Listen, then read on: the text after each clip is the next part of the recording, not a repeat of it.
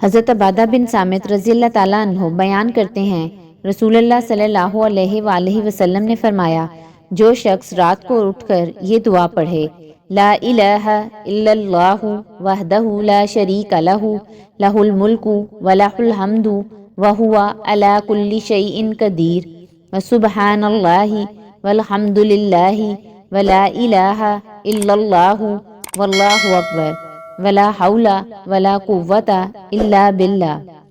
اللہ کے سوا کوئی معبود برحق نہیں، وہ یکتا ہے، اس کا کوئی شریک نہیں، اسی کے لیے بادشاہت ہے اور ہر قسم کی حمد اسی کے لیے ہے، اور وہ ہر چیز پر قادر ہے۔ اللہ پاک ہے، حمد اللہ ہی کے لیے ہے، اللہ کے سوا کوئی معبود برحق نہیں، اللہ بہت بڑا ہے۔ گناہ سے بچنا اور نیکی کرنا محض اللہ کی توفیق سے ممکن ہے۔ پھر وہ یہ کہے، میرے رب مجھے بخش دے،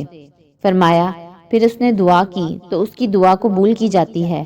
اگر وہ وضو کرے اور نماز پڑھے تو اس کی نماز قبول کی جاتی ہے۔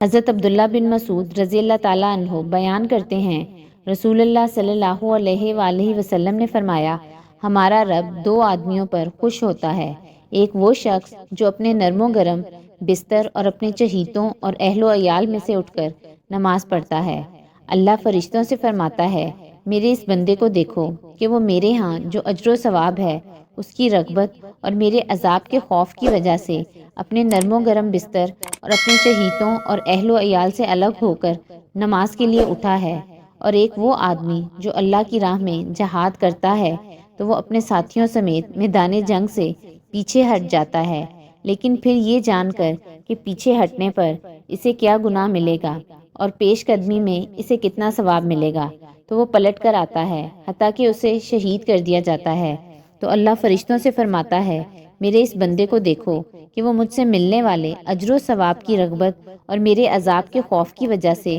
پلٹ کر آیا ہے، حتیٰ کہ اسے شہید کر دیا گیا۔